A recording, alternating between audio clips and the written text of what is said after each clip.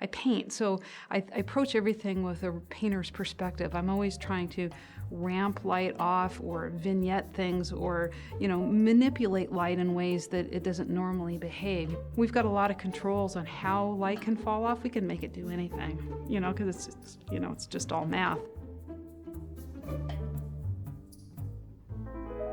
One of the great opportunities I had when I sort of inherited the crew from this film was that I got a lot of really talented people that I'd never worked with before.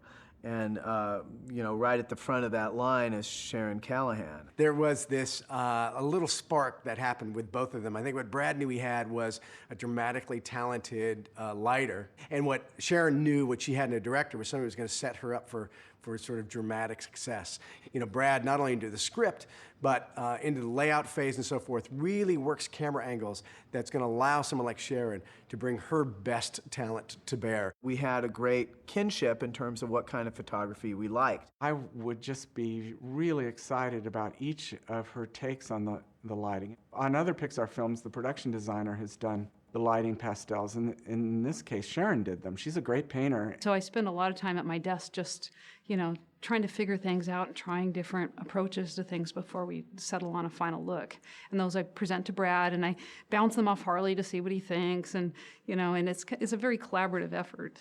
She analyzes what's been done before and sort of says, well, here's where I think we're going to take, we're going to take this in a certain direction, we're going to take this in another direction. We looked at so many movies together. She'd bring in some and I'd bring in some that we thought applied to different sequences in the film or movies that we just liked for whatever reason. I spent some time looking at some of my favorite films, and the cinematography on them, and just looking at some of the qualities that I was really most interested in, figuring out how to bring them into the CG world, especially some of the atmospheric stuff, some of the wet stuff, just some of and even the fog sequences in particular. I really wanted something that felt like you were there, that you had the fog in your face and the rain. Like, I love the exterminator sequence because when I watch it, I feel like I'm getting wet.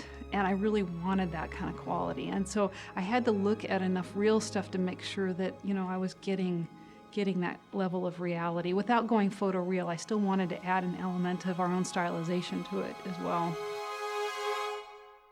In lighting, when it comes to the lighting group, what has happened just before that is a combination of layout and the characters in animation and all the shading and so forth, and everything sort of culminates into this basket we call lighting, and they take it and they give it the tone and feel that really evokes the mood and everything that we're really trying to sort of pull out of these scenes and what's inherent in the script. A lot of what we're trying to do look-wise on this movie that's different than what we've done before is mostly in color and where it is and where it isn't.